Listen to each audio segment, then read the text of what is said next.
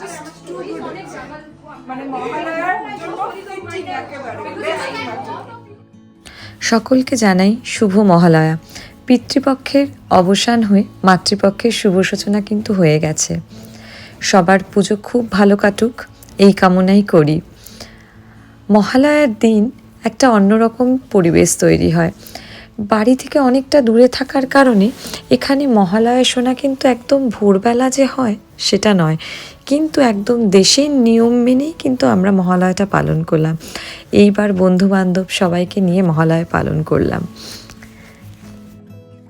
Hello everyone, আমি অরুণিমা। অরুণিমার একটা নতুন এপিসোডে আপনাদের সবাইকে স্বাগত জানাই।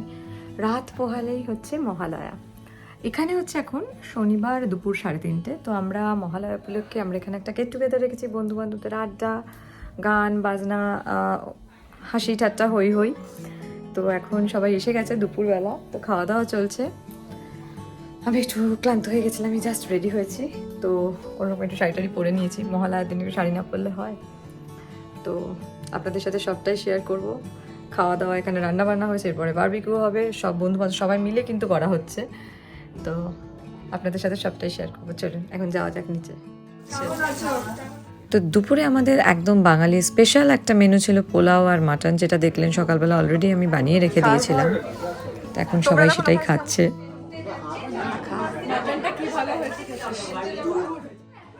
মাটনটা জাস্ট টু গুড, মানে মহালয়ার জন্য ফিটিং একেবারে বেস্ট মাটন। দুপুরবেলা আমরা এখানে বসে খাওয়া দাওয়ার পর আড্ডা দিচ্ছি, আর সেই সময় কিন্তু আমাকে আর কিছুই কাজ করতে হয়নি। বাকি সবাই মিলেই ওরা দায়িত্ব নিয়ে ফিশ আর চিকেন ম্যারিনেট করে রেখে দিয়েছে, কারণ বারবিকিউ হবে বিকেলে। তো সব রেডি।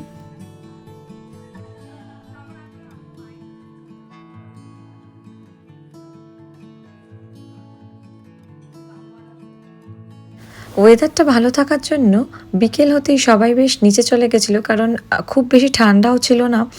আর সেই জন্য সবাই বাইরে মজা করে বসা গেছে, কারণ আমরা 6:30টার সময় এখানে, সন্ধ্যে 6:30টার সময় মহালয়া শোনা হবে, যাতে কলকাতার ভোর 4টে তখন। তো এখন সবাই ছবি টবি তুলে আর কি সবাই মোটামুটি রেডি করে রাখা হয়েছে। জাস্ট 6:30 বাজবে আর আমরা মহালয়া শুনতে শুরু করে দেবো।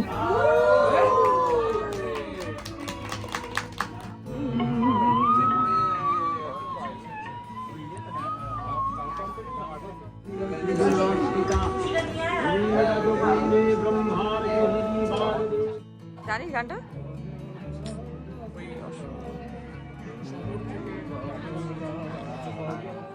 Like apart from the fact I used to dance also to college.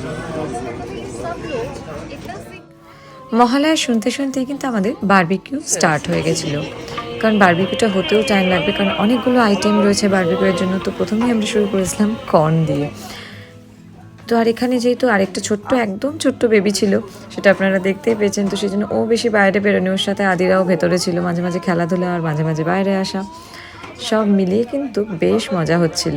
আর এখানে দায়িত্ব নিয়ে দেখতে পাচ্ছেন ছেলেরা বারবিকিউ শুরু করে দিয়েছে। তো আমাদের মহালয়া শোনা শেষ হতে হতে এখানে কিন্তু অন্ধকার হয়ে গেছে, কারণ এখন যেহেতু শীতকাল আসছে, তো 7টার মধ্যেই অন্ধকার হয়ে যায়। এখন 7টা, 7:15টার মধ্যে সানসেট হয়ে যায়। নিজেরাই তোরা ভুট্টা চালাচ্ছিস, সব করছিস, মাটন বানানো তো তুমি, আর তোরা যে বারবিকিউ করলি সব তোমার বডি করছে ওটা। আর না, কথা করছে না, তোরা তো ম্যারিনেট করা সব আসল কাজ তোরা করেছিস। কেমন লাগছে তোমার? আমাদের আনন্দ খেয়ে তো পেট ভরে গেল।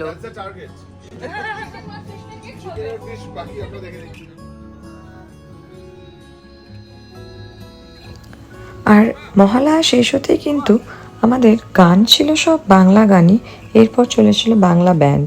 বাংলা ব্যান্ড শুনতে শুনতে ফিশগুলো খাওয়া, আর এই ফিশটা খেতে কিন্তু অসাধারণ হয়েছিল।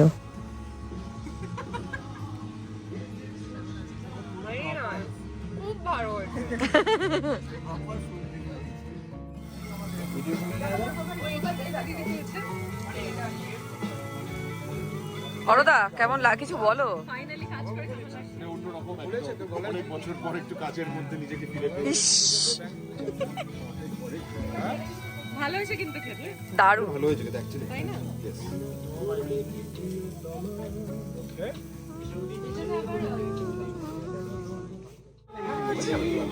চোরাবালি নিচে যাচ্ছে না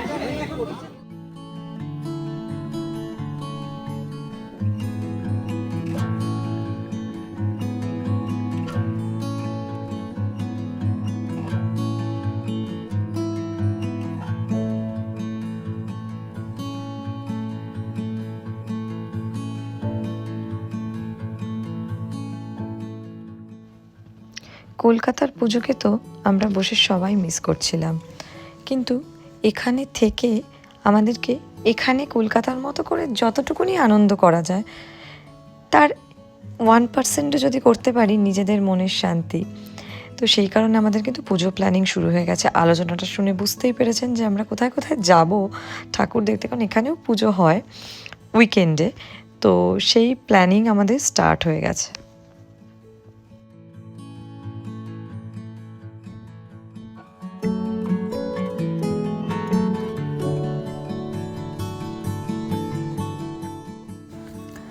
তবে পুজোর সময় কলকাতা থেকে দূরে থাকার যে যন্ত্রণাটা, সেটা সত্যি বলার নয়, মানে সেটা বোঝানোরও নয়। কারণ এই পুজোতে কলকাতায় যেতে না পারার কষ্টটা কিন্তু একেবারে অন্যরকম। এটা যারা দূরে থাকে, যারা যেতে পারছে না, তারা বুঝতে পারে। তবে হ্যাঁ, এখানে থেকে বন্ধুদের সাথে ওই দুদিনের যে আনন্দটা, সেটা হয়তো কলকাতার পুজোর আনন্দের 1%, মানে দুধের স্বাদ ঘোলে মেটানোর মতো।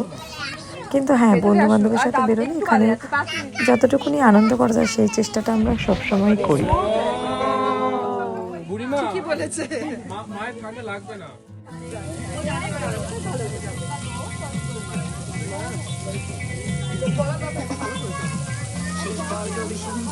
কি ও লাইটার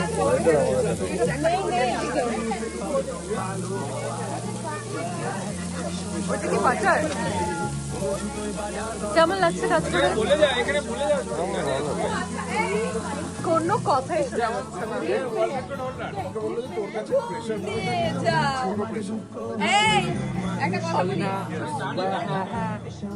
আমি জানি না জানিস কিনা, যাই ওটা দেখার জন্য আনছি ওপর থেকে। কোচি কিন্তু ওয়ার্ল্ড রেকর্ড করেছে। কোচি ওয়ার্ল্ড রেকর্ড করেছে হচ্ছে যখন ওর 2.5 বছর বয়স ছিল, তখন ও 33 সেকেন্ডে 25টা ফ্ল্যাগ আইডেন্টিফাই করেছে। এটা তুমি একটা পোস্ট করেছিলে, আমি মেডেলটা দেখাবো।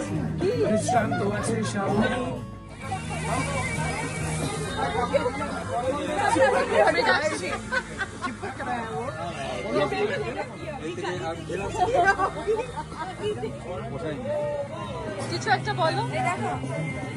খাবার দাবারটা অসাধারণ। দেবীপক্ষ শুরু হয়েছে তার থেকে বেশি ভালো। আর সব থেকে ভালো হচ্ছে নতুন বাড়িতে এসে ব্যাকইয়ার্ডে বসে খাচ্ছি। দুপুর থেকে সন্ধ্যে অবধি হই হই করে কাটানো থেকে মহালয়া একসাথে শোনা, প্রচণ্ড ভালো কাটলো দিনটা। আর আজকের ভিডিওটা এখানেই শেষ করছি। এর থেকে ভালো শেষ বোধহয় আর হয় না। শেষ বলাটা ভুল হবে, কারণ এখন দেবীপক্ষের শুরু। সবাই খুব ভালো থাকবেন, সুস্থ থাকবেন, পুজো খুব ভালোভাবে কাটান। টাটা।